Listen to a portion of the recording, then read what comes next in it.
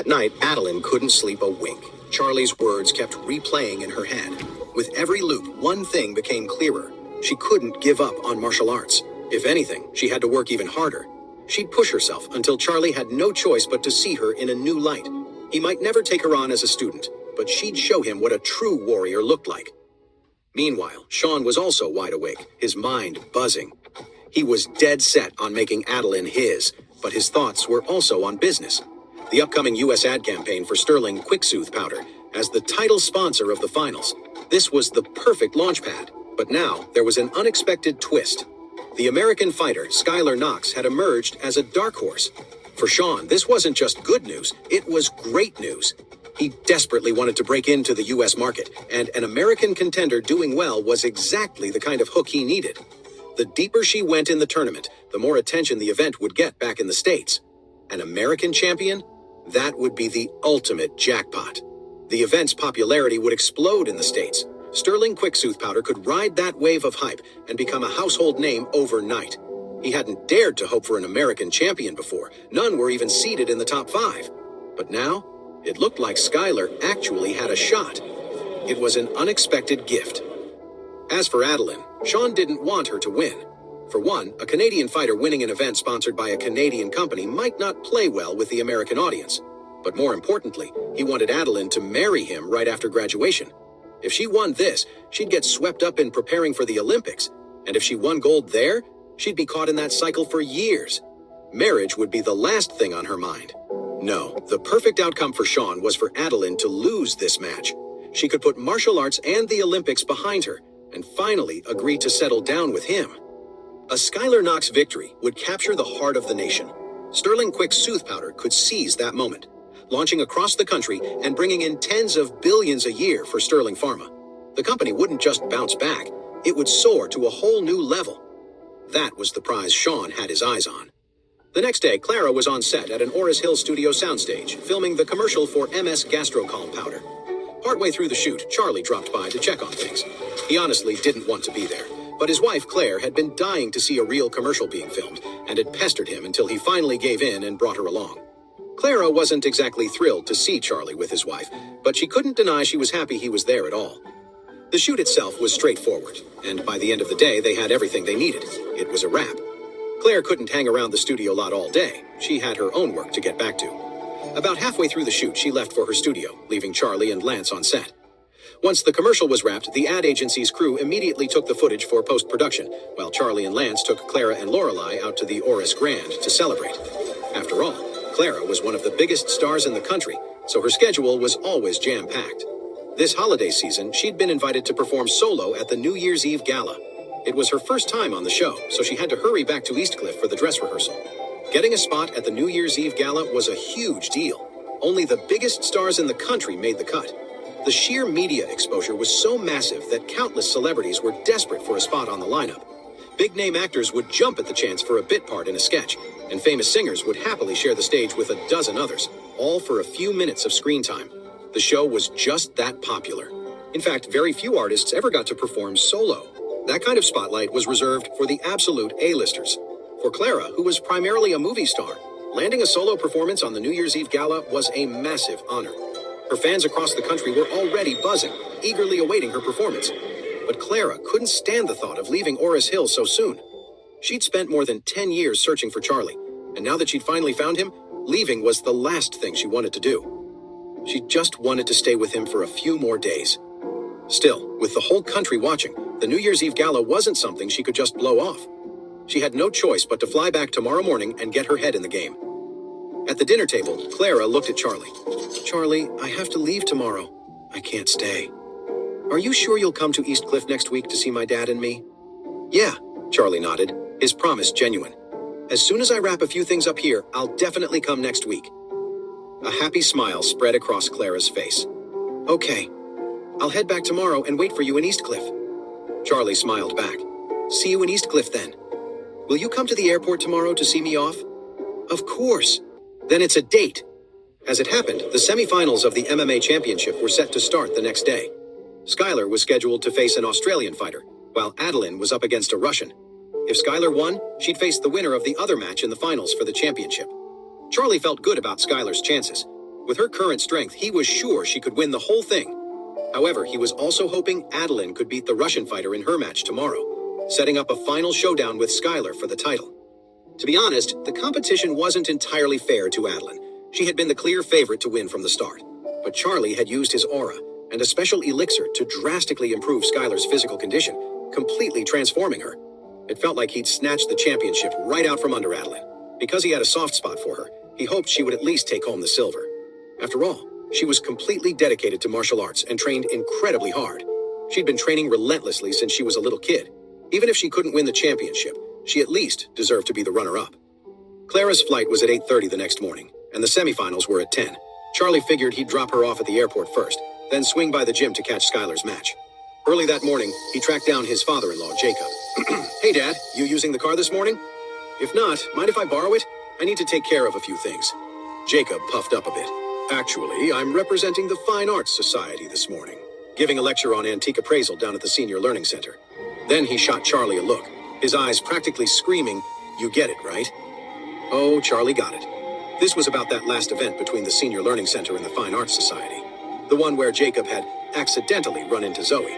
Since his mother-in-law was still clueless, Jacob was clearly milking this lecture as another excuse to see her. Charlie didn't need to be a genius to figure out this lecture was just a cover. Just then, Elaine came clomping down the stairs. "What's all this crap about classical paintings you're always going on about?" she sneered. Jacob shot back, his face flushing with anger. "What do you know about it? I'm a standing director of the Fine Arts Society now. And Elijah Sanford himself said he's going to recommend me for vice president at the next election. When that happens, I'll be a major player in the Oris Hill antiques world. A somebody." Elaine snorts. "Who cares about that useless junk? Why don't you try making some actual money for a change? Before you joined that pathetic club, you used to flip antiques and make a little cash. I haven't heard about you making a single dime since. You hiding money from me?" Jacob's voice rose. "Elaine, don't you forget, we're separated. After you gambled away all our money, we agreed I'd be in charge of the finances. You've got no right to ask me about it." Elaine's eyes narrowed. "Oh, look at you, Jacob Wilson, finally growing a backbone. You think because we're separated my hands are tied? You want to bet? Watch me. I'll clear my whole damn schedule today, march right down to your precious Fine Arts Society, and raise hell in front of all your little friends. Let's see how you show your face there after that." Unfazed, she continued, a nasty smile spreading across her face. "And don't think it'll be a one-time thing. I'll make it a regular visit. I'll be there 20, 30 times a month if I have to. I'll keep coming back until you're begging me to stop." The color drained from Jacob's face. He knew she wasn't bluffing. He knew that wild temper of hers. When Elaine made a threat, she followed through. He was finally gaining some respect at the Fine Arts Society, a status he was using to get closer to Zoe. He couldn't let Elaine ruin everything. That woman was a loose cannon, a force of nature with a nasty temper. And now that she was missing 2 front teeth, she seemed even more unhinged. There was no way he could let her storm the Fine Arts Society and make a scene. Worse, if she started hanging around, it wouldn't take her long to figure out Zoe was back in the country and that he'd been seeing her.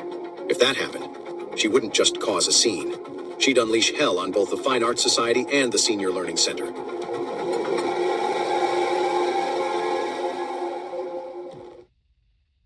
Jacob immediately folded. "Does everything have to turn into a huge fight? Can't we just talk about this?" Elaine shot back coldly. "You're the one who just said this is your house and I have no say. So if I don't make a scene, how am I supposed to get any respect around here?" Jacob threw his hands up. "Okay, fine. I misspoke, all right? You can be in charge. Is that what you want to hear? Are you happy now?" Elaine's tone shifted to triumphant. "Good. Since you admit I'm in charge, I'm going to act like it. Jacob, tell me the truth. How much money do you actually have? Did you make anything from that antique stuff?" Jacob's face fell.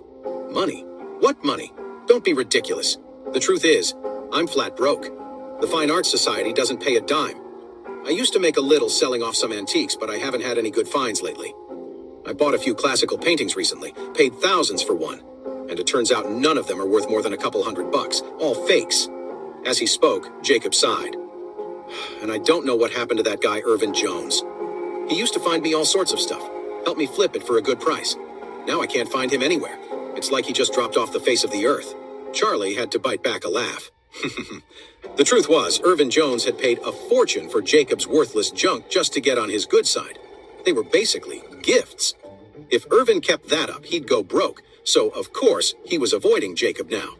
His father-in-law finding him again was a pipe dream. Elaine wasn't buying it. "Oh, cut the crap," she said coldly. "Open your banking app. And your banking apps too. I want to see the balances right now." Jacob bristled. "Why the hell should I show you my accounts? When you gambled away our entire family savings, I asked to see your balance and you told me to get lost. So why should I show you a damn thing now?" Elaine exploded. "Fine, don't show me. See what happens. I'll grab my crutches, go right down to your precious little fine arts society, and make a scene right in the middle of the street. I'll scream my head off about what a broke, useless husband you are. And I mean it, Jacob. I always keep my promises." Terrified, Jacob caved instantly. "All right, fine. I'll show you. Just calm down." He pulled out his phone, opening his banking accounts one by one for her to inspect. After she'd looked over everything, her face fell in disappointment. "Jacob, are you serious? How did you let it get this bad? All of this combined doesn't even add up to $10,000. You're a 50-year-old man and this is all you have to your name? Have you no shame?" Jacob's face flushed red with a mix of anger and humiliation. "You've got a lot of nerve," he snapped. "Every penny I had saved up my entire life, you lost. How else do you think I'd end up this broke?" A flicker of shame crossed Elaine's face, but she instantly hardened. It's a man's job to go out and make money. If the family's money is gone, then you need to get out there and earn more. All you do is dick around at that useless fine arts society all day. What good is that? Why don't you go get a job waiting tables or something? Even that pays $2,000 or $3,000 a month. Jacob sputtered. "Elaine, I am an executive director of the Oris Hill Fine Arts Society. You want me to go wait tables? What good is being a director?" Elaine screeched. "It's worthless if it doesn't bring in any money. I'm telling you right now, as soon as my leg is healed and I get these new teeth, I am going out. I'll be seeing my friends, playing cards, getting facials, going to nice dinners, singing karaoke, and all of that costs money. So you better figure out how to earn some, and fast, because if I don't have the cash to have a little fun, I'm going to make your life a living hell. Every single day." "You?" Jacob's eyes were bloodshot with rage. He was completely powerless against Elaine's tirade, like arguing with a brick wall. Charlie stepped in. "All right, you two, that's enough. It's way too early in the morning to be fighting." The second Elaine heard Charlie, she backed off. Normally, if he dared to interrupt her while she was laying into Jacob, she would have gotten right in his face and given him a piece of her mind. But things were different now. The tables had turned. She was flat broke, and since Charlie was the one who bought the villa, he called the shots. To keep from getting kicked out, her only option was to suck up to him and do everything she could to stay on his good side. She shot Jacob a vicious look and spat. "If it wasn't for my wonderful son-in-law sticking up for you, I wouldn't be done with you. For his sake, I'm letting it slide this time." With that, she turned to Charlie, a wide, fake smile spreading across her face. "Charlie, dear, would you like me to make you some breakfast?" Charlie asked. "You know how to cook?" "Of course I do," Elaine said instantly. "Before you moved in, I was the one who did all the cooking around here. Let me make you my specialty. Tomato noodles. I'll go pick some fresh tomatoes from your garden right now." The vegetable garden Charlie had set up was fully enclosed in a sunroom with double-paned glass. He'd even installed a heating system, keeping it as warm as spring inside, even in the dead of winter. It worked better than a real greenhouse, with all sorts of fruits and vegetables growing beautifully in there. Charlie and Claire had been married for almost 4 years, and in all that time, his mother-in-law had never cooked a single meal for him. Seeing her actually volunteer to make him tomato noodles, he was surprisingly touched. He nodded. "Okay, since you're offering, I'll stay out of your hair. I do have to head out for something soon, though. If it's going to take too long, I might be late." Elaine beamed. "Don't you worry about a thing. Mom will have it ready in 20 minutes tops." With that, Elaine hurried out to the vegetable garden. After picking a few tomatoes, she rushed back into the kitchen and started cooking. When Claire came downstairs after getting ready, she was shocked to see her mother in the kitchen. She hadn't seen her mom set foot in there in years. In fact, this was the first time since she and Charlie had gotten married. Claire leaned over and whispered to Charlie, "What's with Mom? Is she actually cooking?" Charlie cracked a smile. "She said she wanted me to try her cooking. She's making tomato pasta." Claire sighed. "Mom, in the kitchen, by herself? That's about as likely as pigs flying." Guess she finally decided to turn over a new leaf. But Charlie wasn't buying the new leaf act for a second. An old saying rang in his head. When someone's being this nice out of the blue, they're usually buttering you up for something. He knew his mother-in-law. Elaine wouldn't be caught dead volunteering to cook unless she wanted something from him. Sure enough, once they were at the dinner table, Elaine personally served Charlie a plate of pasta. She beamed at him. Charlie, honey, there's a little something I wanted to ask you. I was hoping you could help me out. Charlie nodded. Just tell me what's on your mind, Mom. If it's something I can do, I'll do it. Elaine immediately lit up, her smile widening. That's the son-in-law I know and love. Well, see, I've been looking in the mirror lately, and I feel like I've aged so much.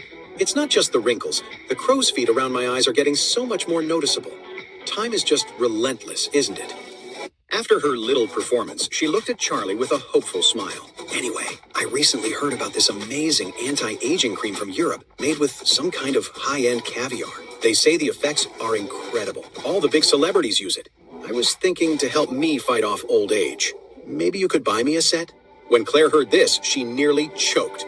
Mom, that set you're talking about costs tens of thousands of dollars. Are you serious? Look at our finances. How can you ask Charlie to buy you something that expensive? Wasn't the Aurora Bell set I got you for a few thousand good enough? Elaine scoffed. Don't even start with that Aurora Bell junk. I swear my wrinkles have gotten worse since I started using it. Claire's temper flared. Mom, Aurora Bell is a really good brand. I can't even afford to use it on myself. Go look in the bathroom. I use drugstore stuff. I would never dream of buying a high-end brand like that for myself. Elaine rolled her eyes. That's because you're young. You don't have to do anything, and you still look fine. But I'm old. If I don't take care of myself now, I'm just going to turn into some dried-up old hag. Look at your father. He already thinks I'm disgusting.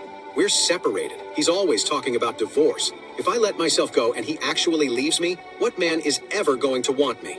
Claire was speechless. She was furious, but knew it was useless to argue with her mother. You just couldn't reason with her. She turned to Charlie. Don't listen to her. Don't you dare buy it. Elaine's eyes welled up with tears, her face a mask of betrayal. Your father treats me like garbage. Your grandmother treated me even worse, but I never, ever thought my own daughter would be this cruel to me. Mom, how can you even say that? Claire shot back.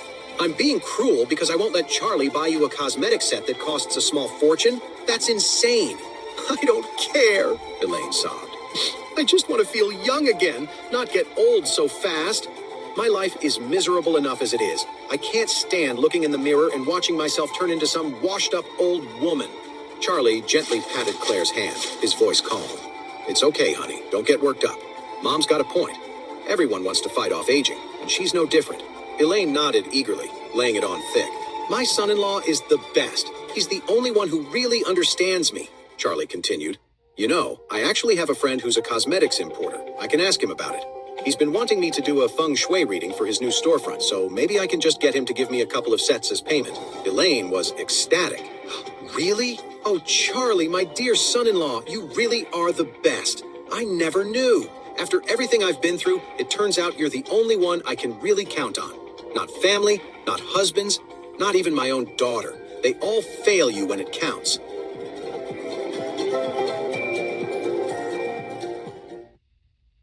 Truth be told, Elaine really didn't want to be sucking up to Charlie, but she was in a serious bind.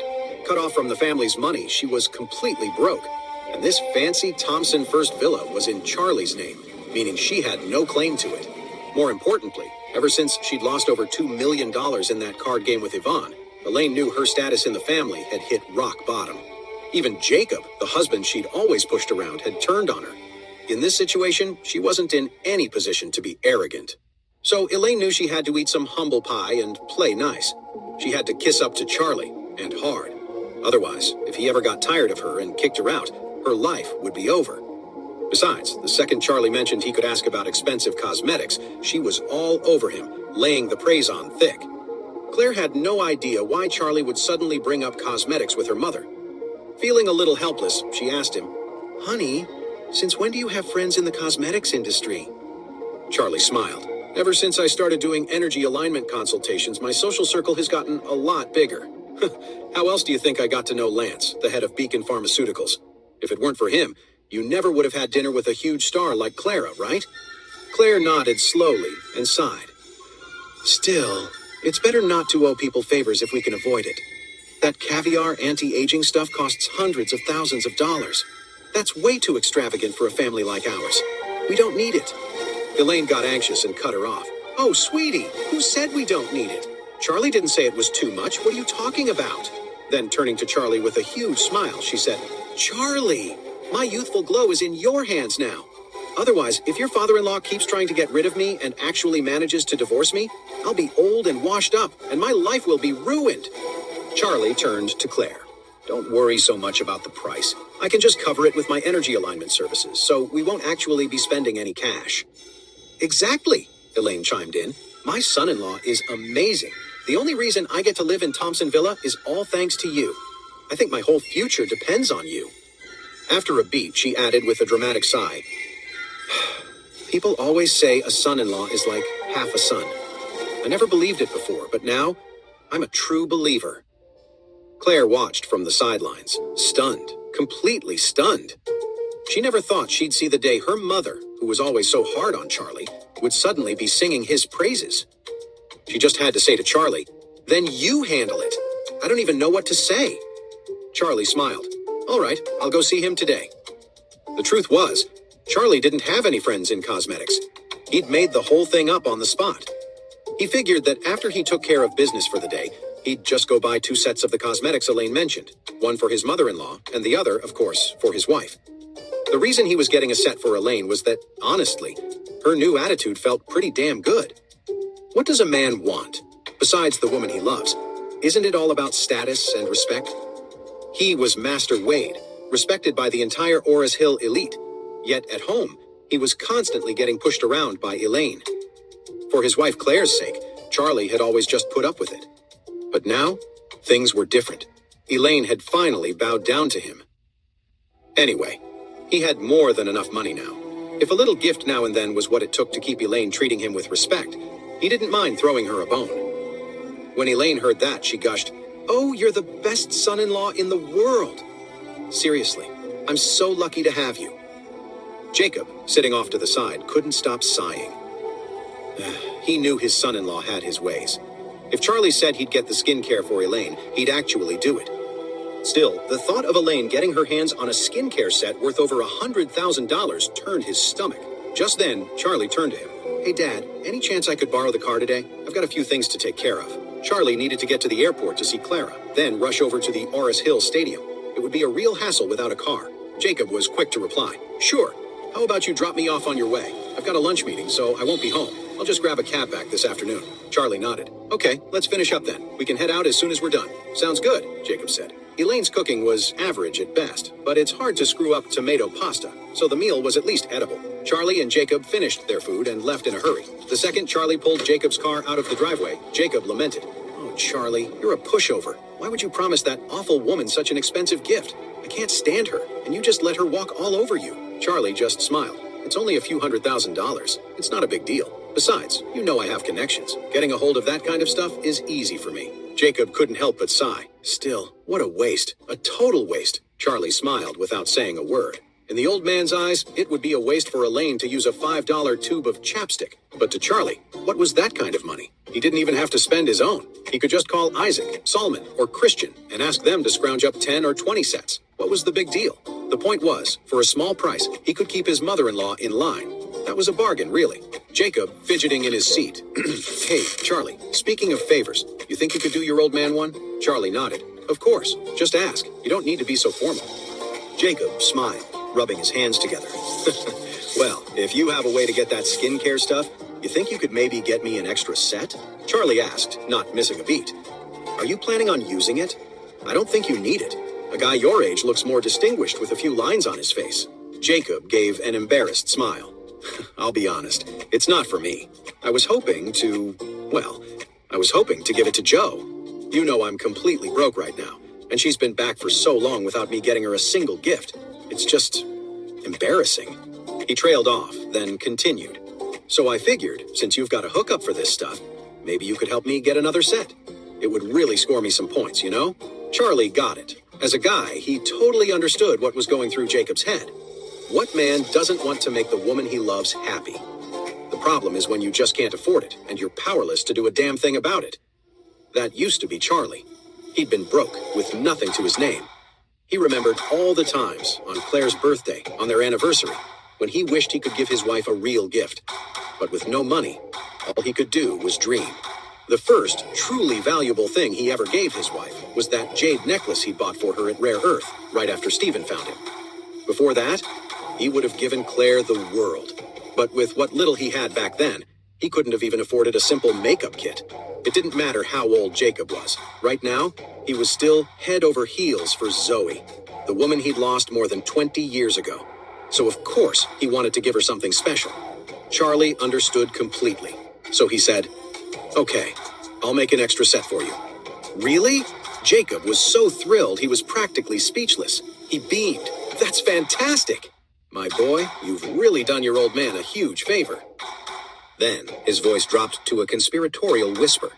"By the way, you can't let your mother-in-law find out about this. If she does, it's all over for me. You get it?" Charlie nodded. "Don't worry, I get it. I'll stick a set in the trunk of your car. You can grab it the next time you see her." "Perfect! My boy, you've thought of everything." Charlie drove his ecstatic father-in-law to the entrance of the senior center. After Jacob got out, Charlie headed straight for the airport to see Clara off. Clara's private jet was parked in a business hangar, away from the main terminal. No other passengers, no reporters, no paparazzi. It offered the ultimate privacy. When Charlie arrived, he saw Clara dressed in a sharp pantsuit, the very picture of a powerhouse executive. But the second she saw him, her professional mask melted away, replaced by the giddy, lovesick expression of a young woman. Ever since they'd reconnected, she hadn't been able to get him out of her head. Even though her memories with Charlie were from when they were just kids, she had replayed them in her mind so many times over the years that they felt as sharp and clear as if they happened yesterday. It's the power of psychological suggestion, the same dangerous tool that scumbags like Rowan Wells use to brainwash their victims. Over time, these subtle mental cues can make a person completely lose their sense of self. An average girl facing a master of that craft could fall completely under their spell in just a few months. But in Clara's case, she had been reinforcing these ideas in her own mind for over a decade, making the effect incredibly potent. That single idea was now rooted so deeply it had become a part of her very core. That's why, the moment she met Charlie again, she immediately slipped back into the role of his fiancée. Just last night, as she was drifting off to sleep, she'd even found herself imagining the day they would return to Eastcliff to get married.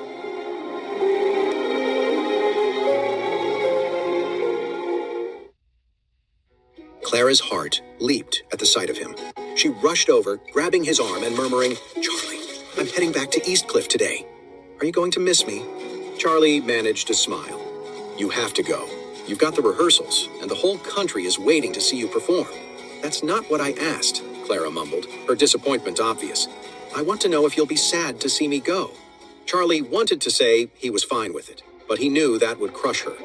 On the other hand, he couldn't bring himself to say he'd miss her because, frankly, he needed her to get on that plane. Her staying in Oris Hill was a ticking time bomb. If Claire ever found out what had happened between them, he couldn't even imagine the fallout. So he dodged. "Look, you have your work to get back to. Besides, I'll be in Eastcliff to see you and your family in a few days." "Okay then." Clara pouted but nodded. "I won't tell my dad I saw you when I get home. That way your visit will be a surprise." "Good," Charlie said. "In that case, let's keep it from Uncle Baxter for now." The flight crew was already running their pre-flight checks.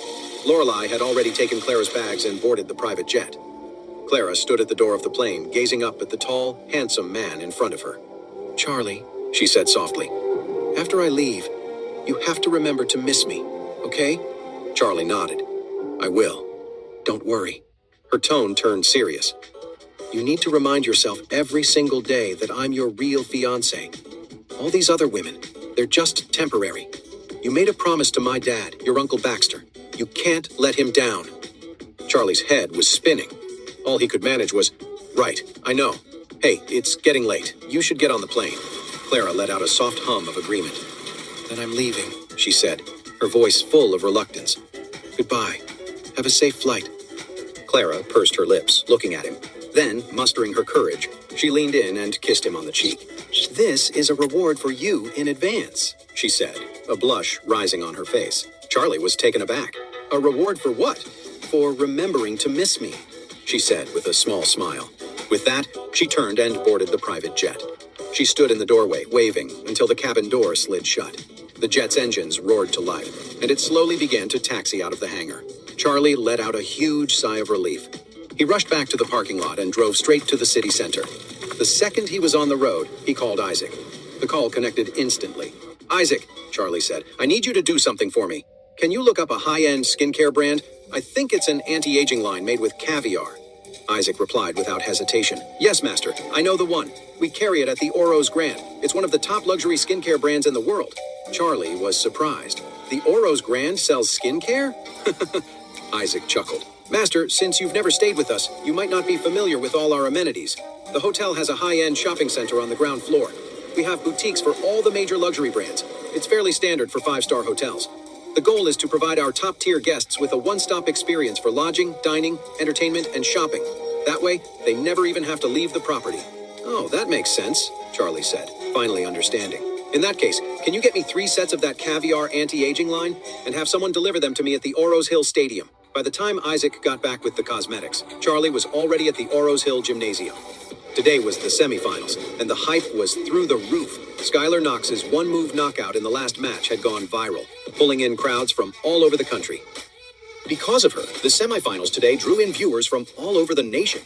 Outside the Oros Hill Gymnasium, scalpers were getting top dollar for tickets from fans desperate to see Skylar fight her way into the finals. Inside and out, you couldn't escape the ads for Sterling Quick Soothe Powder. As the title sponsor, their branding was plastered everywhere. You couldn't even snap a picture without their logo photobombing the shot.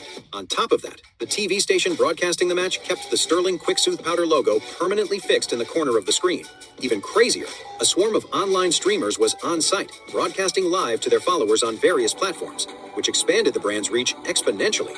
You could say Sterling Quick Soothe Powder was getting the kind of attention money can't usually buy. Sean, the man behind Sterling, was ecstatic. He'd figured the tournament wouldn't get much traction and had snatched up the naming rights for cheap. He never dreamed Skylar Knox would make the whole thing blow up like this. The man had hit the jackpot. When Charlie reached the gymnasium, he headed for the Fighters Lounge backstage. The second he stepped inside, he saw Skylar, already warmed up and jumping in place. Christian and Steven were there with her. Seeing Charlie, Skylar jogged over, her face lighting up. "You're here!" Charlie nodded and smiled. "How are you feeling today?" "I feel amazing," she said, full of confidence. "Don't worry, I'm definitely winning this match." Charlie chuckled. "With your strength, I doubt anyone in this competition can even touch you. The only thing you need to worry about is making the fight look good." Skylar blushed. Coach Wade, how do I do that? How do I make it look good?" Charlie's expression was calm. "Simple. Just like last time. You win with a single move." To Charlie, the ultimate victory for a warrior was a single, decisive blow. A 300-round slugfest might get the crowd going, sure, but taking that long to win only proved the gap between the fighters was small. It meant they were more or less evenly matched. Skylar's raw power was already miles beyond her opponents. She just lacked experience and strategy. He knew that with more time in the ring, her skills would only get sharper. Skylar still looked a little uncertain, but seeing the absolute confidence in Charlie's eyes, she gave a firm nod. "Don't worry, coach," she promised. "I'll give it everything I've got." Meanwhile, in another locker room, Adeline was sitting with her eyes closed, a blanket wrapped around her shoulders. Howard and Sean stood nearby. Howard was holding up his phone, on a video call with a man lying in a hospital bed. Kenneth. Kenneth didn't say a word. On the screen, his eyes were fixed on his student, watching her quietly through the phone's camera. He was worried that Adeline's confidence was already shattered.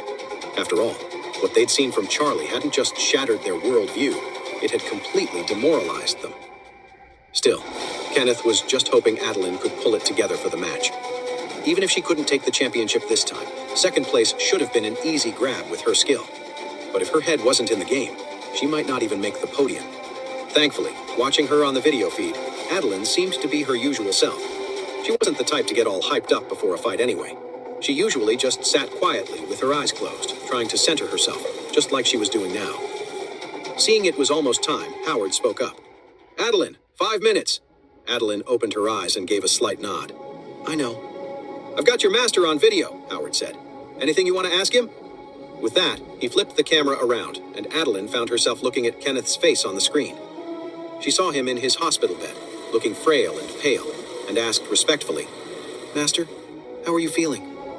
Kenneth let out a dry, humorless laugh. "My biggest problem is that I can't feel anything at all." "I'm so sorry," Adeline said quickly. "I didn't mean it like that." Kenneth managed a faint smile. "It's all right. I've made my peace with it. His voice seemed to find a spark of its old strength, his tone turning serious. Adeline, this match today, it's a big one. Everything comes down to this fight if you want that silver medal. I'm not trying to psych you out, but let's be realistic. You're probably not a match for Skylar Knox. But if you win this next fight, that silver medal is in the bag. The semifinals were straightforward. The winners of the two matches would go on to fight for the championship, and the two losers would face off for third place. In other words, if Adeline won today, she was guaranteed at least a silver medal. Hearing this, Adeline's expression hardened with determination. I know I'm probably no match for Skylar, but I swear I'll give every fight I have left, everything I've got. I won't let you down. Good, Kenneth said, a hint of satisfaction in his voice. If you win this, you'll face Skylar in the finals. When you do, I don't want you to just go all out. I want you to show Charlie what you're made of. And then, if you get a chance, you ask him to take you as his student. A bitter smile touched Adeline's lips. Charlie won't take me. Kenneth frowned. Why not? A talent like you, no one in their right mind would turn you down. I'm sure he sees it too. Adeline shook her head. It's because I'm Canadian. What? Kenneth's frown deepened. Does he have a problem with us? It's not that, Adeline explained. He said he's had bad experiences with Canadians before. That's his reason. Hearing this, Kenneth let out a long, heavy sigh. Charlie is a master of a different caliber entirely. We were just fumbling around in the dark before we saw what he could do. Now, seeing his skill, it makes me feel like my entire life's work was pointless if I can't even get a glimpse of that higher level of training.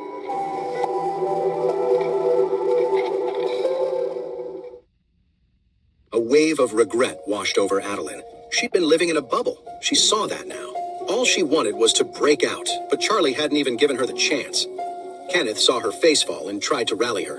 Adeline, now's not the time to get in your head about that. Just focus on winning this match. We'll figure out the rest later. Adeline gave him a firm nod. Okay, I'm heading out. Go on, Kenneth urged. I want you to leave everything you've got in that ring. Whether Charlie agrees to train you or not, you have to show him just how good you are. So for this fight, make it look easy. Make it beautiful. Beautiful? Yes, Kenneth said, his voice full of conviction. Adeline, remember how Skylar took out Eliana in one move? She went viral overnight. I want you to go out there and own it. Don't give your opponent a single opening. Take her down in one move. Adeline let out a sigh. But Hannah's the number 2 seed. We've fought before. I've won every time, yeah, but it's always been a grind. Taking her down in a single move? That's a tall order. Kenneth's expression hardened. If you can't do it in one move, then you finish her in the first round. No excuses. You need to make Charlie see what you're really made of. You need to earn his respect. He leaned in closer. Even if he never takes you on, you have to prove to him that your talent blows Skylar's out of the water. Make him realize passing on you is his loss, not yours. A fire lit in Adeline's eyes. Okay. A few minutes later, the 4 semifinalists stood in their respective tunnels, ready to enter the arena. Skylar and Adeline were both laser-focused on the same goal. Win with a single decisive move and make Charlie see what he was missing. After the announcer finished his opening remarks, his voice boomed through the speakers. First up, let's give it up for our very own from the USA, Skylar Knox. Skylar took a deep breath and strode out of the tunnel. The announcer's voice rose again. And next, let's bring out her opponent, coming all the way from Australia, Juliet. As his voice echoed, a blonde Australian fighter emerged from her tunnels. She looked nervous, her whole vibe worlds away from Skylar's fierce confidence. It was clear she wasn't feeling good about her chances today. Next, the announcer called Adeline's name, followed by her opponent from Russia, Hannah. Adeline and Hannah both appeared completely calm, their eyes burning with the will to win this fight. Hannah was the tournament's second seed for a reason. Her skill was a near-perfect match for Adeline's. But after seeing Skylar Knox's last performance, Hannah knew she had no shot at the championship this time around. Her game plan was the same as Adeline's. Go all out, win this match, and lock in the silver medal. In fact, Hannah was already thinking one step ahead. She figured if she won this match, she could just forfeit the final against Skylar. That way, she'd still get the silver, but without the risk of a serious injury. After all, Skylar's power in that last fight was terrifying, and Hannah was afraid she'd get wrecked if they met in the final. An athlete's career is a marathon of tournaments, not a sprint. Losing one match was nothing, but an injury that could sideline her for a year? That just wasn't worth it. The four fighters made their way to a pair of rings, one on the left and one on the right, each surrounded by a roaring audience. There wasn't a single empty seat in the house. The air crackled with applause and whistles long before the first bell even rang. Charlie settled into Skylar's corner, right behind her in the standard coach's spot for the tournament. Across the ring, his counterpart kept shooting nervous glances from Charlie to Skylar. He had a white towel clutched in his fist, ready. The second his fighter couldn't take any more, he was prepared to throw it in. Inside the ring, Skylar locked eyes with her opponent, Juliet, her expression pure determination. Before Charlie's training, Skylar would have been no match for Juliet. Juliet was taller, with a natural athleticism Skylar simply didn't have back then. But now Skylar was brimming with confidence. The only question was how she was going to win. Meanwhile, in the other ring, Adeline was thinking the exact same thing, but her eyes weren't on her opponent, Hannah. They were locked on Charlie, standing beside the other ring. He wasn't looking her way just then, but she knew if she put on a good enough show, he'd have to notice. And what would be good enough? It had to be what Mr. Wade had told her. She needed to take Hannah down in a single move. Just then, the referees in both rings shouted in unison, signaling the start of the matches. In her ring, Skylar circled Juliet, searching for an opening. Juliet, clearly wary of her opponent, refused to make the first move. She just held a tight defensive stance, her eyes tracking Skylar's every twitch. In the other ring, though, it was a completely different story. The second the match began, Hannah let out a battle cry and charged straight at Adeline. It was clear Hannah had been itching for this fight. Knowing she was no match for Skylar, she'd poured all her focus into beating Adeline. True to her aggressive, all-or-nothing fighting style, she came out swinging, forcing Adeline to backpedal and dodge a relentless flurry of strikes. But Adeline held back, refusing to engage. She was fixated on the idea of beating Hannah with a single, clean shot, one that Charlie couldn't miss. She couldn't risk a sloppy exchange. She had to wait for the perfect moment to end it all at once. Meanwhile, Skylar was already closing in on Juliet. Bobbing and weaving, she steadily cut the distance between them, hunting for that perfect opening. But Juliet was cautious, backpedaling to keep a safe distance. The moment Skylar backed Juliet into a corner, she saw her chance and lunged. Juliet tensed, throwing her hands up in a defensive guard, bracing for the first strike. Skylar closed the gap in a blur. She planted her left foot, using it to launch herself forward as her body spun in midair, her right leg whipping out in a vicious arc straight toward Juliet. Skylar's kick sliced through the air with a sharp whoosh. A look of pure shock washed over Juliet's face. She'd seen Skylar's fight against Eliana. She knew the kind of explosive power Skylar had. A knot of terror tightened in her gut. The fear that this kick would send her flying out of the ring, just like it had Eliana. She yanked her right leg back, digging her feet into the mat in a desperate attempt to brace herself, and threw her arms up in a block. But Juliet wasn't Eliana, and she had no earthly idea just how much force was about to slam into her. A massive impact shuddered through her arms, immediately followed by two sickening cracks. The force of the kick had shattered both of them. Pain, white hot and absolute, ripped through her. She couldn't hold her ground. Just like Eliana, her entire body was launched backward, flying through the air. A collective gasp swept through the crowd. No one had expected Skylar to be this powerful. Juliet's coach, his face pale with terror, threw in the towel and scrambled into the ring, his expression a mess of worry. A few moments later, the ring doctor was helping a grimacing Juliet off the mat. Skylar had won again, securing her spot in the finals. The arena erupted. It was a historic moment, the first time Skylar had ever made it to the finals. But while half the stadium celebrated Skylar's victory, Adeline was taking a beating from Hannah in the other ring. She wasn't fighting back at all, just letting Hannah land blow after blow to her face. The corners of her mouth and eyes were already bruised and split, blood smearing her cheek. She looked wrecked. Hannah couldn't figure out why Adeline was only defending, but she wasn't about to question her luck. Seeing an opening, she unleashed a furious assault. She must be having an off day, Hannah thought, deciding to seize the moment and end it. Adeline felt the sharp sting of each hit, the urge to retaliate screaming inside her, but she forced herself to hold back. Can't be reckless, she told herself, her jaw clenched. I have to win this with a single move. I have to. I need to make Charlie see me in a new light. Go on, Hannah. Hit me with everything you've got. I won't fight back. Not until I find your fatal flaw. In my eyes, you're not even my real opponent. You're just the price of admission to prove myself. Hannah had no clue what was going through Adeline's head. All she knew was that for the first time, she had the upper hand. Adeline had beaten her time and time again. Today, Hannah was going to crush her in front of the whole world. With that thought, she hammered Adeline with one punch after another, each one more brutal than the last. Just then, the referee in the other ring raised Skylar Knox's arm, officially announcing her victory. Skylar vaulted off the stage, beaming, and threw her arms around Charlie. Charlie patted her on the back, a small smile playing on his lips. Easy now, don't get ahead of yourself. You've got another match in 2 days. Go hit the showers and get changed. Skylar nodded eagerly, her eyes shining with admiration. Coach Wade, you'll wait for me, right? Don't leave while I'm changing. Charlie nodded. Yeah, I'll be right here. A wave of relief washed over Skylar's face. After giving the roaring crowd a final bow, she jogged toward the locker room. Charlie's smile faded as he turned his attention back to the other ring, his gaze locking onto the fight unfolding within it.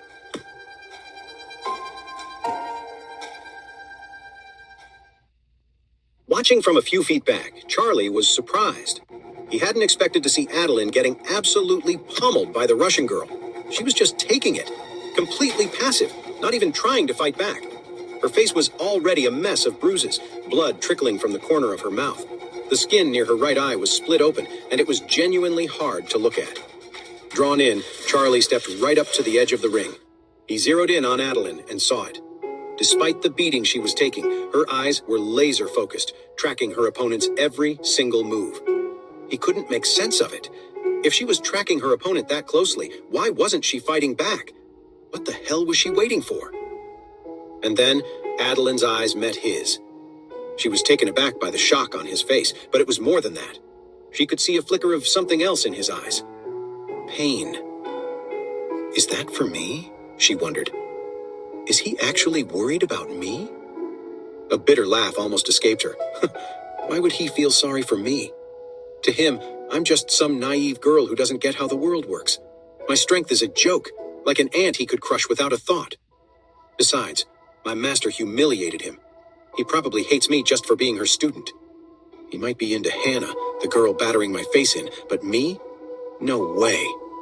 But that look, it really seemed like he was hurting for me. Could he actually care? A reckless idea sparked in her mind. Well, there's one way to find out for sure. With that, Adeline deliberately dropped her guard. Hannah didn't hesitate. Her fist slammed into Adeline's right cheek with a sickening thud. The force of it made Adeline's head snap back, and a fresh wave of pain exploded across her face as the skin instantly began to swell and split. But through the ringing in her ears, Adeline's eyes never left Charlie. And she saw it. The second Hannah's fist connected, the look of pain on his face sharpened, becoming undeniable. Her cheek throbbed, but a wild, triumphant joy surged through her, eclipsing the pain. He really does care, she thought, and despite the blood and the swelling, the corner of her mouth curved into a small, secret smile. A second ago, Charlie had been riding the high of his own student's victory. But now, seeing Adeline's smile as she got hit, his brow furrowed in confusion. What is going on with her? He thought. Is she out of her mind? Why is she just letting this happen? Is she crazy? As that thought crossed Charlie's mind, Adeline, buzzing with her secret victory, saw it. A flicker of exhaustion in Hannah's stance, a slight hesitation in her movement. It was the opening, the one she'd been bleeding for, and Charlie was still watching. His eyes were locked on her, full of that worry she now cherished. This was her chance, time to flip the script. It wasn't enough to just shock him. She was going to make him see what she could really do. As Adeline focused on him, a surge of resolve cut through the pain, unleashing a burst of explosive power. In the next instant, Adeline shot up from a crouch and spun around. Her body twisted a full 270 degrees as she swung her right leg high, her foot connecting flush with Hannah's face. The sudden turnaround stunned Hannah. She never expected Adeline to launch such a brutal, lightning-fast attack. What she couldn't possibly imagine was that the thought of Charlie had just unlocked Adeline's hidden potential. The power behind that kick was far beyond anything she'd shown before. By the time Hannah snapped back to it and tried to raise a defense, the window of opportunity was gone. All she saw was a black shadow rocketing toward the side of her head with terrifying force. She flinched, trying to dodge, but the blow landed before she could even move. It felt like the kick shut down her brain. Her mind went blank, and she lost consciousness before she even hit the mat. The entire arena was in shock. No one could believe it. Just a moment ago, Adeline had been on the ropes, a hair's breadth from being defeated. How did she suddenly explode with that kind of lethal power and knock Hannah out with a single kick?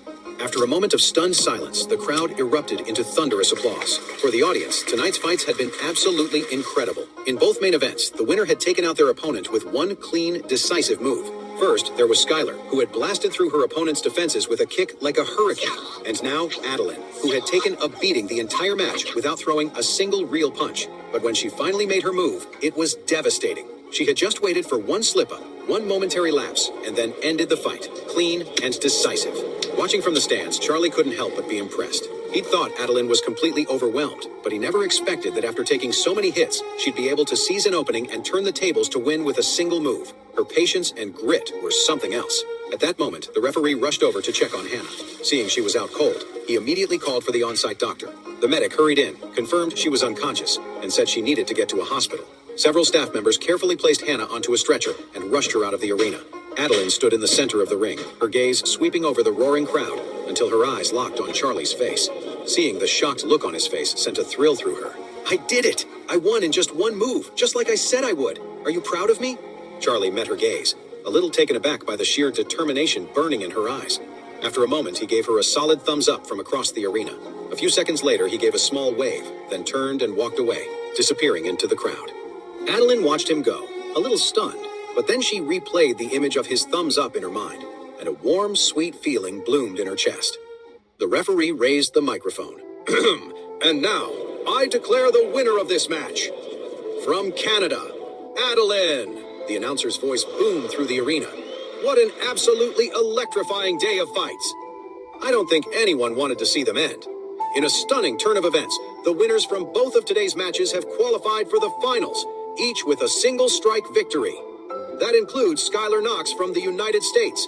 After defeating Brazil's Eliana in the last round, she has once again pulled off a shocking victory with a single strike. It's absolutely breathtaking. And that means Skylar Knox will be facing off against Adeline in the finals, the day after tomorrow. The runners-up from today's matches, Juliet from Australia and Hannah from Russia, will compete for third place, so stay tuned. The whole arena was on its feet, the crowd absolutely buzzing. Nobody expected Skylar to make it all the way to the finals, but she'd performed flawlessly in both her matches. She was easily the biggest dark horse in the entire tournament. What really had everyone talking, though, was that both finalists were from North America, and they were both absolutely stunning. Skylar had this athletic, toned physique that most guys would call perfection. And then you had Adeline, who came off as so gentle, almost serene. That softness created an incredible contrast with the power she had in the ring. It was a combination that had every guy in the audience captivated. With these two incredible fighters going head-to-head for the championship, that final match was going to be one for the ages. Up in the stands, Sean was ecstatic. He couldn't believe how perfectly the matches had turned out. There was no doubt this semifinal round had pushed the tournament's hype to a whole new level. And with that hype, sales of the Sterling Quick Soothe powder were going to skyrocket. As Charlie was leaving the gymnasium, he saw Skylar walking out with her father and younger brother. She was already changed into her street clothes. Her face lit up when she spotted Charlie, and she started to head over, but a huge crowd of reporters suddenly swarmed her. Skylar was the talk of Oris Hill, so of course, the reporters were dying for an in-depth interview. Overwhelmed by the reporters, Skylar looked anxious, fumbling over her words as she tried to answer their questions. Seeing her struggle, Charlie pulled out his phone and sent her a quick message. "You should do the interview with the TV station, Skylar. It'll be good for you in the long run. I've got something to take care of, so I have to head out." Skylar read the message and stood on her tiptoes, trying to spot him over the crowd. She could just make out his back as he walked away, and she couldn't help but feel a pang of disappointment. But then she reread his message, pushed the feeling aside, and turned back to patiently answer the reporter's questions. By the time Charlie got to the parking lot, he saw Isaac's Mavera parked in front of his father-in-law's car.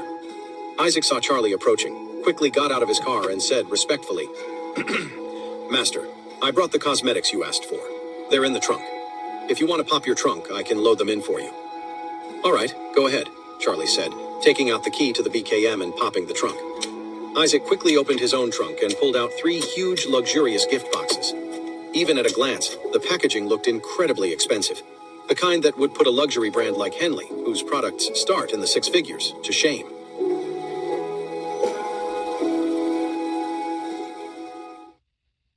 Each gift box was about the size of a business suitcase, packaged in black and gold, luxurious yet understated and elegant. Charlie couldn't help but ask, "Why's the box so big?" Isaac quickly explained, "I picked out their most complete and expensive gift set. It runs for $388,888.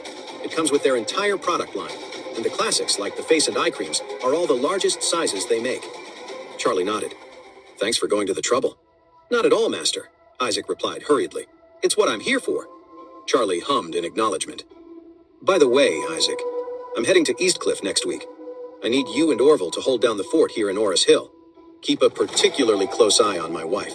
Have someone protecting her, but keep it low-key. The Wells family is still lingering, and I doubt they're ready to give up just yet." Isaac was taken aback. "You're going to Eastcliff? Are you returning to the Wade family?" Charlie shook his head. "I don't have any plans to go back to them right now." Isaac looked shocked. "Forgive me for overstepping, but why are you going to Eastcliff then?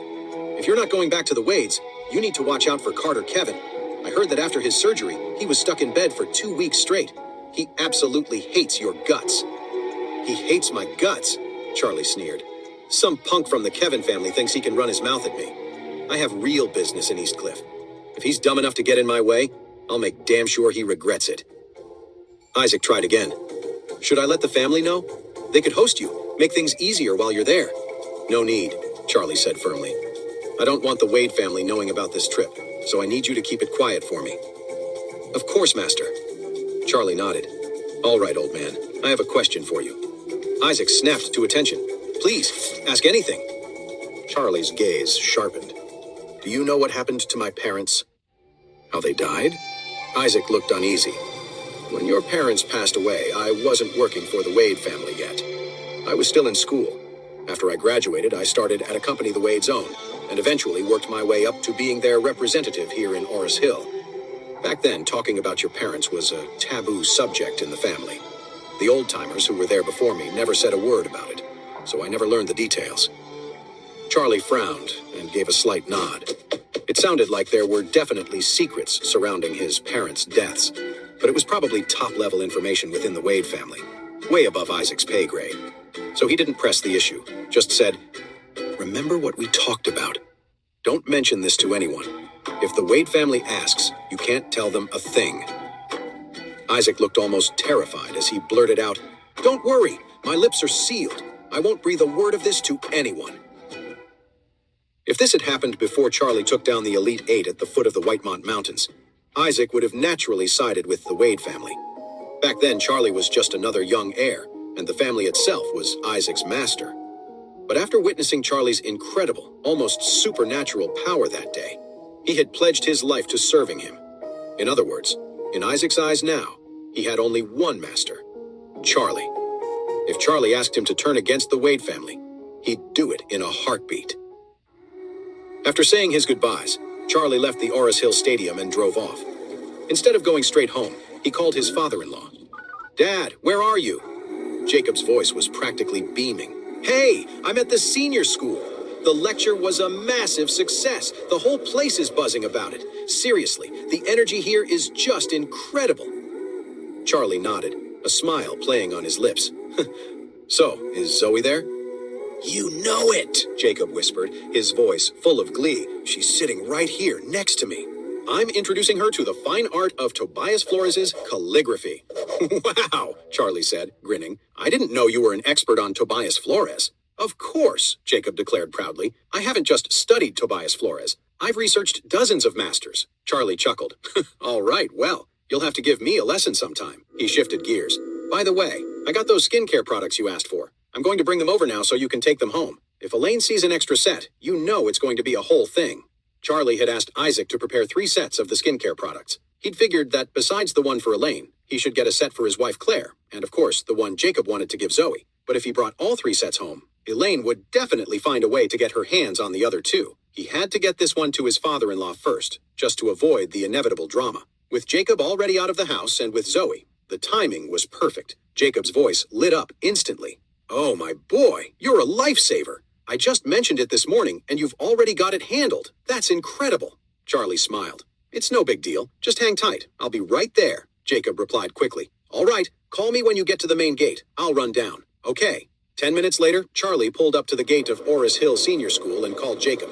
A moment later, Jacob came jogging out of the gate. He leaned into the car window, a huge grin on his face. "So, where is it? The skincare stuff?" Charlie got out, popped the trunk, and pulled out a large gift box. "Here you go, Dad," he said, handing it over. Jacob took the box, surprised by its weight.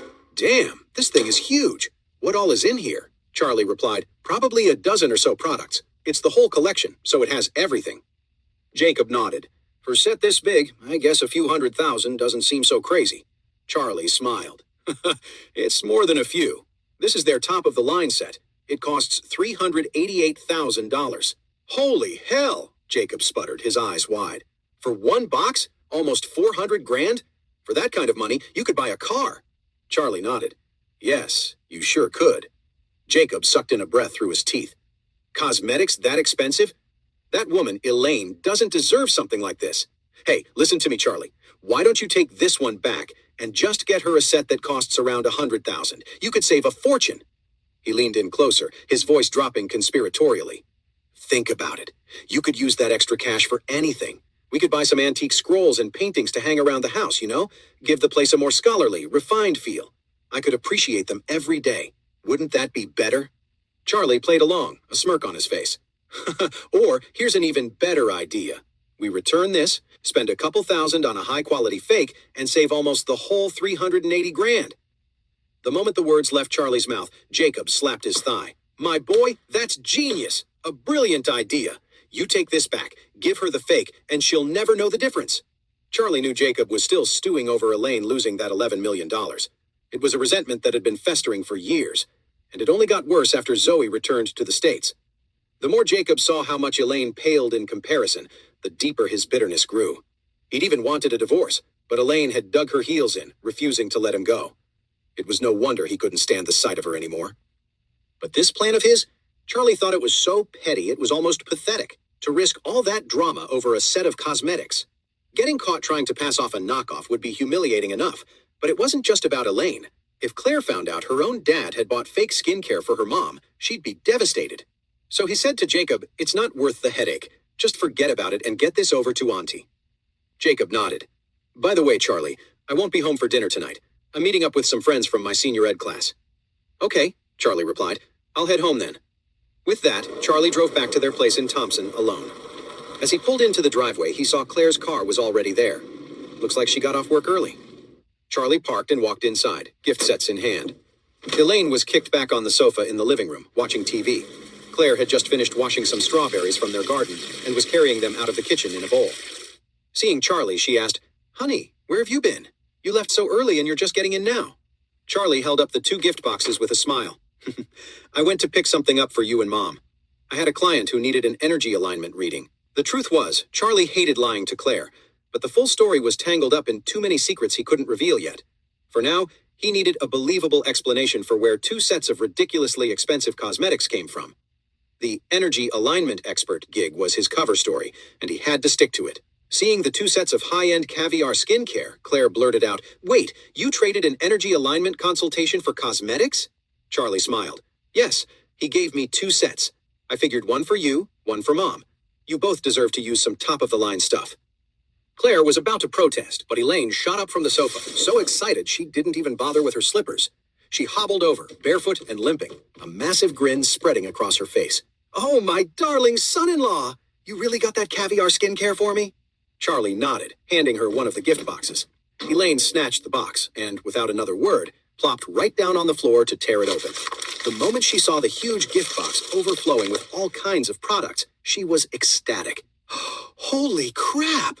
Look at all this! This has to be their most expensive, most luxurious set, right?" Charlie nodded and smiled. "You've got a good eye, Mom. It's their top-of-the-line set." Elaine's eyes lit up, her voice trembling with excitement. "Oh my God! Is this really the Platinum Collection? Good Lord! This whole set costs almost $400,000, doesn't it?" Claire, standing beside them, was stunned. $400,000? Why on earth is it so expensive? Elaine immediately scoffed. "What do you know? Their most basic set is over $100,000. The Platinum Collection is the most expensive one they make. Oh, I have to take a picture and post this to show off." With that, she hopped back to the sofa on one foot and fumbled for her phone.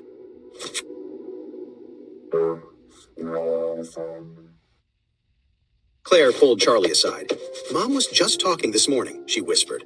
Why would you actually go and buy her skincare that costs around $400,000 a set? That's insane. That's not who we are. Charlie just smiled. Don't worry about it. I have my ways. Claire's voice dropped lower. I'm just worried she's going to get used to this. If she keeps asking you to buy her stuff this expensive, what are you going to do? A small smile played on Charlie's lips. No. Haven't you noticed how much she's toned it down lately? Think of it as a little reward for good behavior, a little encouragement to keep it up.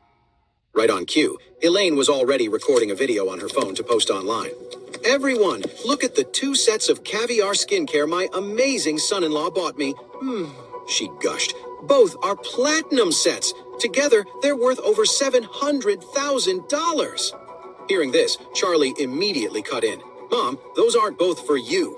One is for you, and the other one is for Claire. What? Elaine's face fell.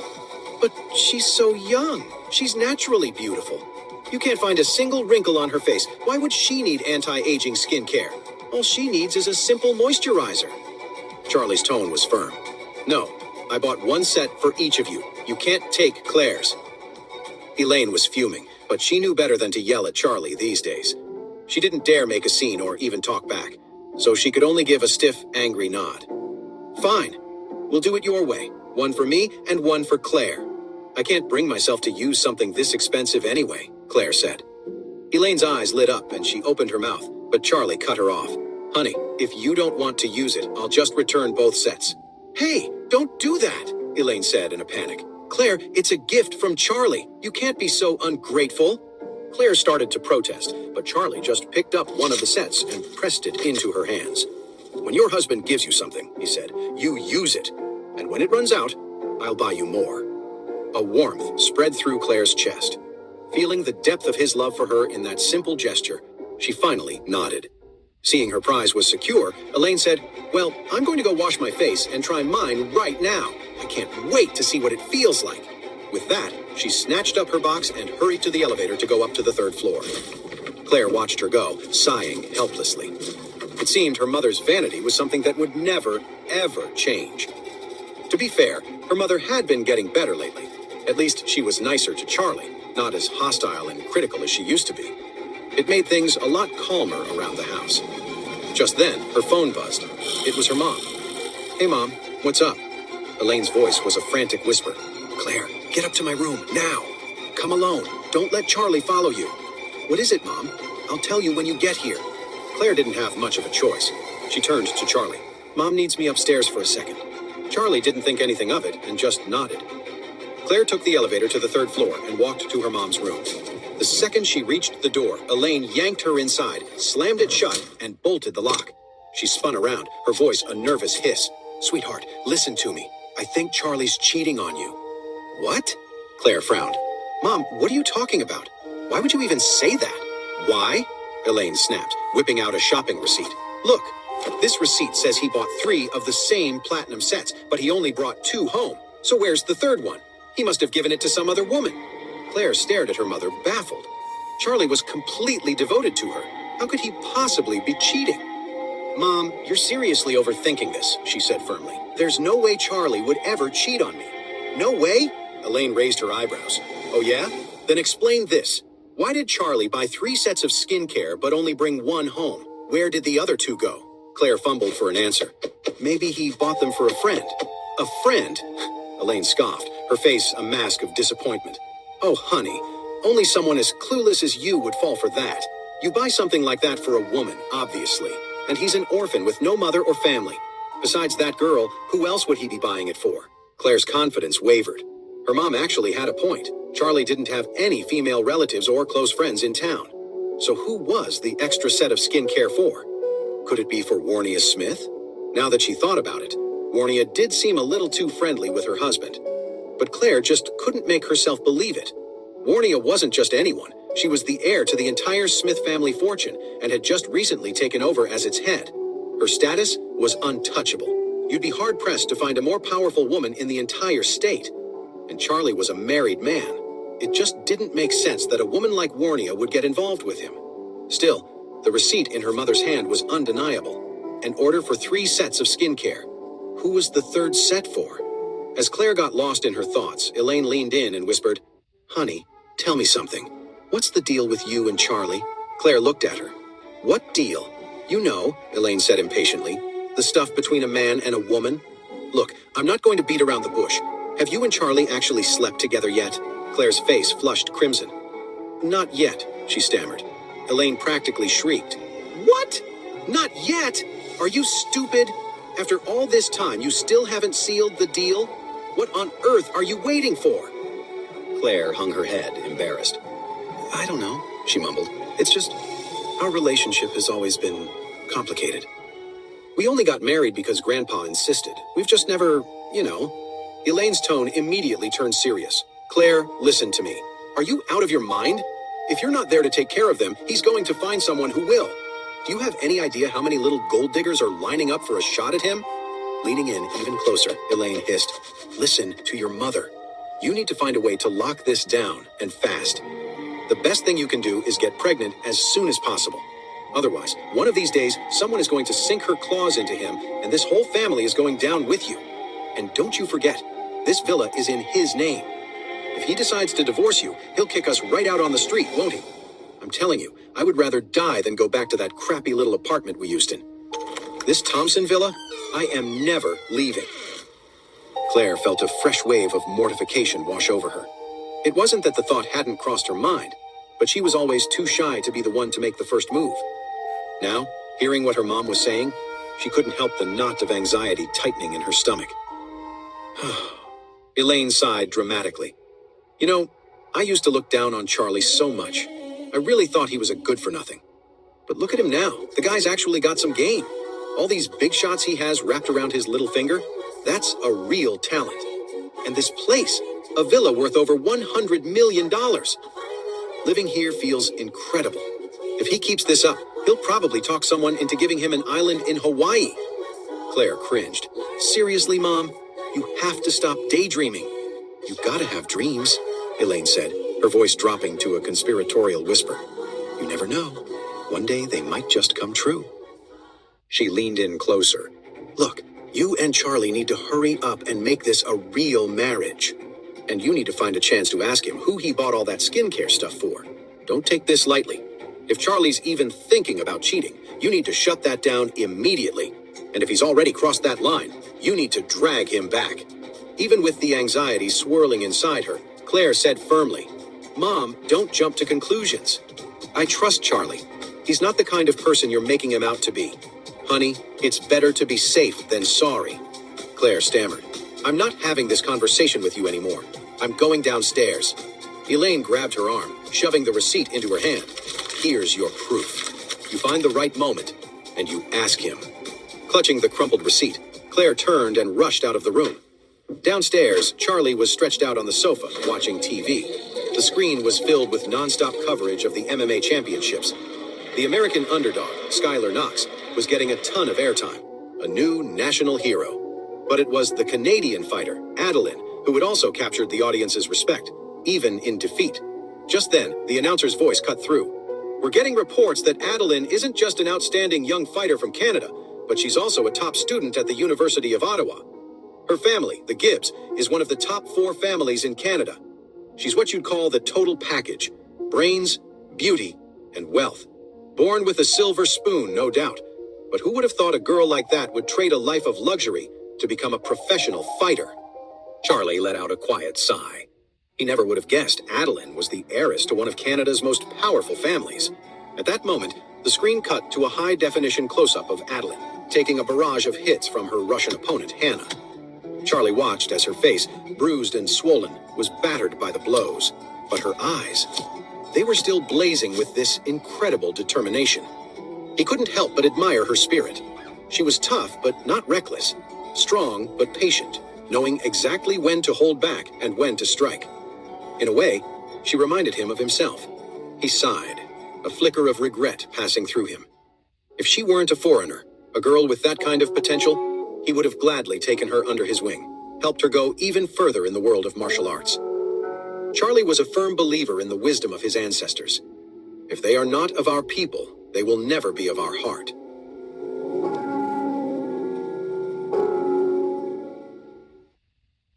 Charlie was on the couch watching TV when Claire walked over and sat down beside him. She was quiet for a moment, then turned to him, her voice low. "Charlie, I need to ask you something, and I need you to be completely honest with me. Don't lie." Charlie nodded. "Of course, honey. What's up?" Claire held out a shopping receipt. "Why does this say there are 3 sets of skincare? It's not that I don't trust you. I need you to explain it." Charlie froze for a second when he saw the receipt. Then it clicked. Isaac must have just tossed it in the gift box after he paid.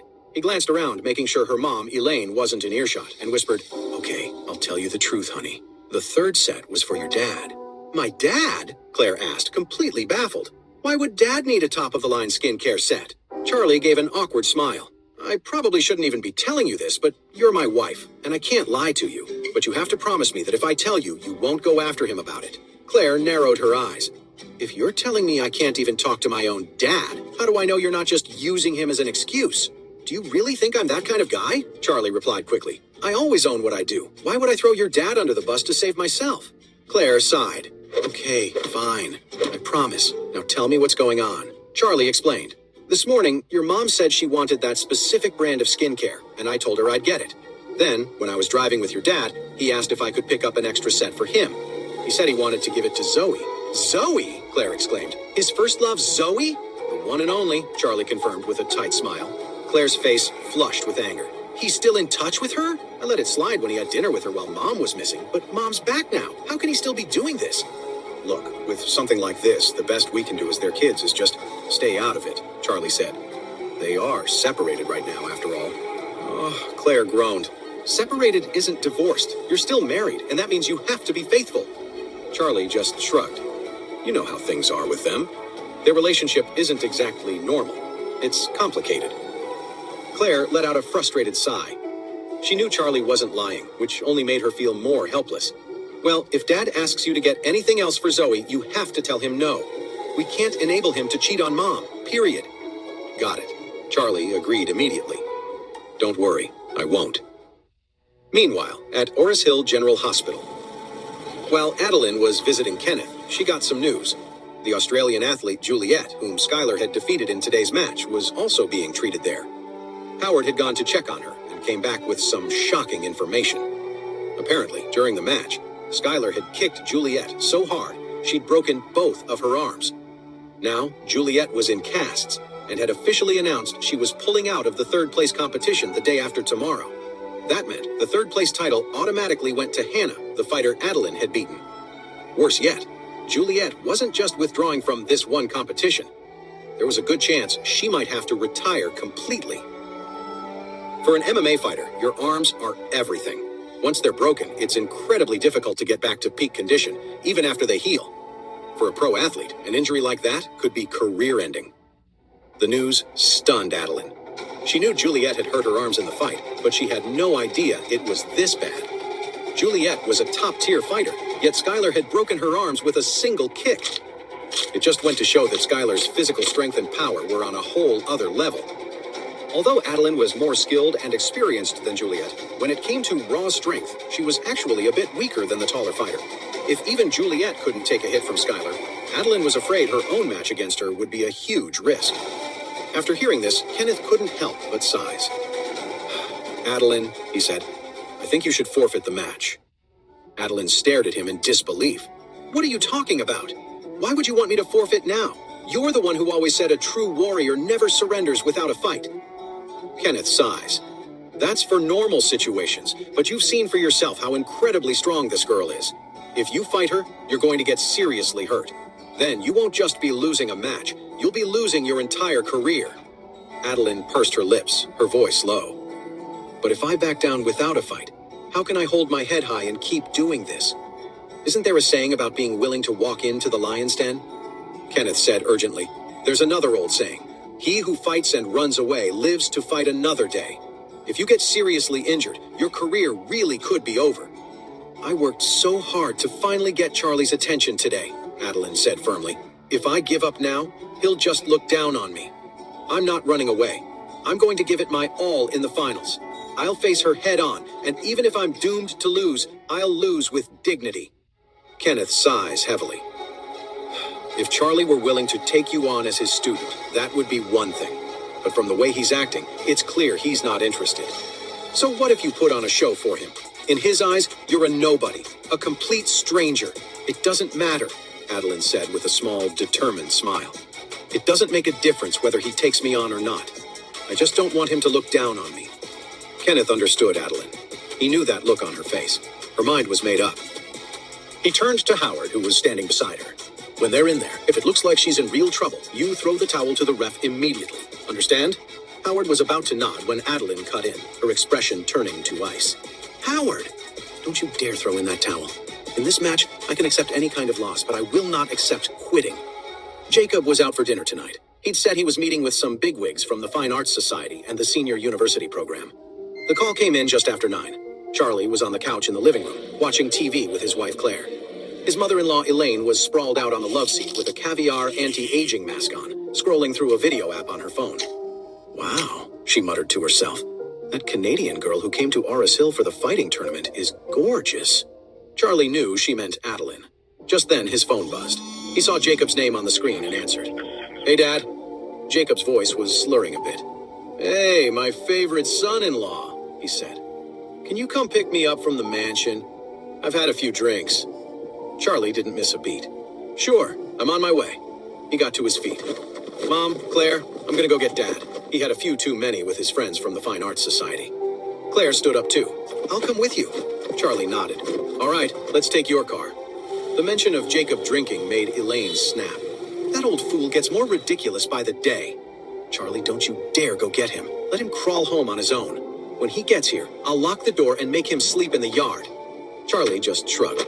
You and Dad can't keep being at each other's throats. We all live under one roof. Even if you're separated, you should at least try to be civil.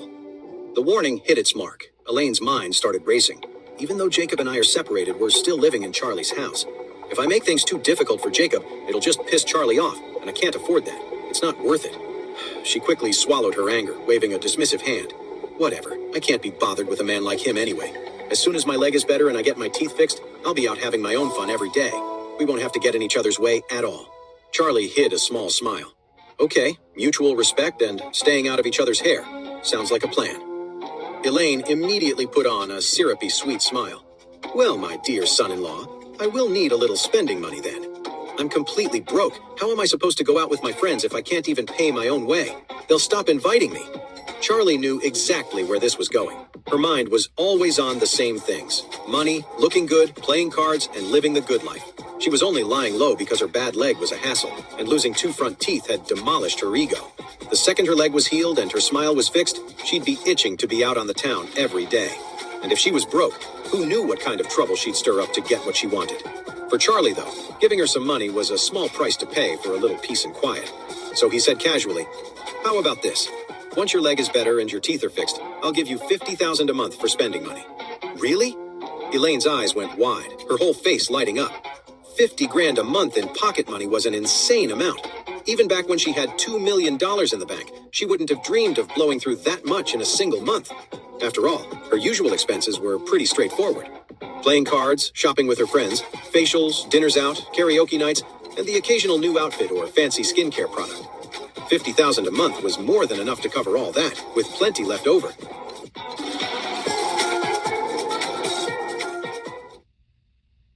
Elaine was practically glowing. Oh, Charlie, my wonderful son-in-law. Where have you been all my life? How did I never see how great you are? Charlie just smiled, not saying a word. He knew that with a woman like Elaine, money talked. If 50 grand a month was all it took to get her on his side, he would have done it ages ago. Still in full-on butter-up mode, Elaine turned to Claire, her expression suddenly serious. Oh, Claire, honey, you're not getting any younger, and you and Charlie have been married for 4 years now. It's time. You two need to start thinking about children. This huge villa feels so empty with just the 4 of us. Imagine how much livelier it would be with a little one running around. Charlie was floored, so this was all it took. His mother-in-law had finally seen the light, the bright shining light of cold, hard cash. She'd completely folded. He couldn't help but remember all the time she'd warned Claire never, ever to consummate their marriage. Charlie vividly recalled the time Elaine had burst into their bedroom early one morning, convinced she'd had a nightmare that they'd actually done it. She had to see with her own eyes if Claire's virtue was still intact. Then there was the time Elsa invited Claire to a hot springs resort. The moment Elaine heard, she went into full panic mode. Terrified Charlie might take advantage, she flat out forbade Claire from packing a bikini and demanded she book a separate room. And now, this. He never would have imagined her attitude would flip a complete 180. So, he decided to lean into it, nodding enthusiastically. You know, Mom, you're absolutely right. This family is missing a child. No, wait, 2. Elaine clapped her hands. Why stop at 2? Have 3. When the time comes, I'll dedicate myself to helping you raise them. Charlie grinned. Well, in that case, we'll be sure to keep you busy. Elaine waved a dismissive hand. Oh, don't be silly, Charlie. Why so formal? Of course I'd help. It's my grandbaby we're talking about. It's what grandmas do. Charlie nodded, glancing at a blushing Claire, a sense of satisfaction washing over him. It seemed as long as the price was right, Elaine would switch to his side without a second thought. He leaned in, putting on a serious face. I can't have you doing all that work for free.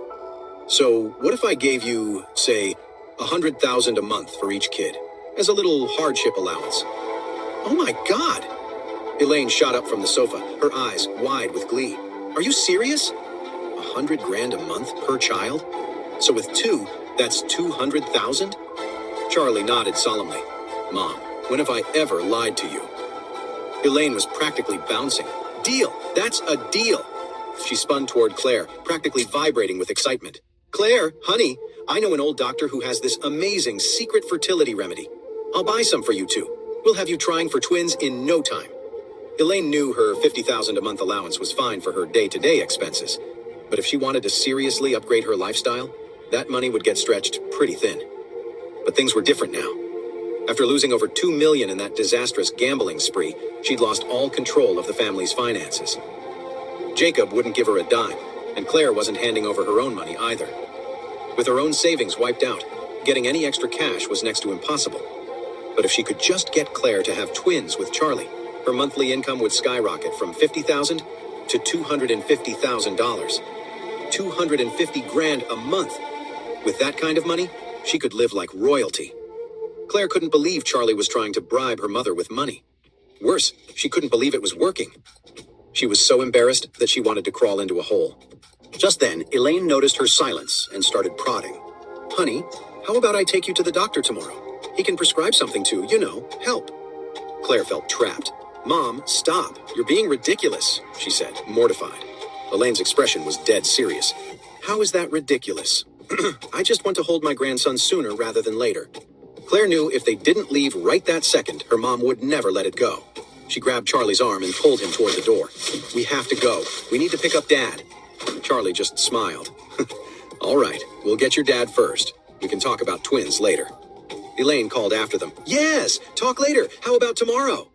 Frustrated, Claire practically shoved Charlie the rest of the way out the door. Once they were outside, Claire whirled on him, though she couldn't hide a small smile. Charlie, why would you say all that to my mom? Charlie just grinned. Isn't that why we rushed over here in the first place? Claire shot him a look. Oh, I know exactly what you're trying to pull. I'm telling you, if you want to move things forward, you have to do it one step at a time. You can't just get my mom on your side to try and skip ahead. Charlie's tone was breezy. That's not it at all. I just figured your parents are getting older, and they'd probably love to have a grandson to dote on. Claire's face flushed. What are you talking about? Just hurry up and drive. Charlie nodded, backing her car out of the garage, and they headed for the mansion. As they pulled up to the mansion, they saw a small group of older folks mingling near the entrance. Their laughter carried on the breeze. Jacob and Zoe were standing close, chatting comfortably. Jacob was still handsome, and Zoe had an elegance that set her apart. Standing side by side, they looked like a perfect match. The two of them laughed and chatted with the others, looking completely at ease. And in Zoe's hands was a gift box, the exact same caviar skincare set Charlie had given to Claire and her mom. A knot of anxiety tightened in Claire's stomach. She turned to Charlie, her voice low. You said my dad wouldn't cheat on Mom, right? Charlie gave an uneasy chuckle. Honey, where is this coming from? Your dad and Zoe are just old friends from school. They're here for a reunion, that's all. How is that cheating? Claire's voice was tense. But they're not just friends, Charlie. They were each other's first love. This is exactly the kind of situation where things happen. Charlie sighed. Look, honey, that's not our business. They're grown-ups and they can handle themselves. We should stay out of it. Just then, an Acura pulled up and a young man got out. Charlie recognized him instantly. Darius, Zoe's son. Darius politely greeted the older group before handing a gift bag to his mother. Zoe accepted it, then immediately turned and offered it to Jacob. Jacob was clearly taken aback, trying to refuse a couple of times, but Zoe was insistent. He finally took it, looking a little embarrassed. Charlie and Claire were parked a little way down the street, too far to hear what was being said. But just watching them, you could tell Zoe had probably asked her son Darius for help picking out a gift for Jacob.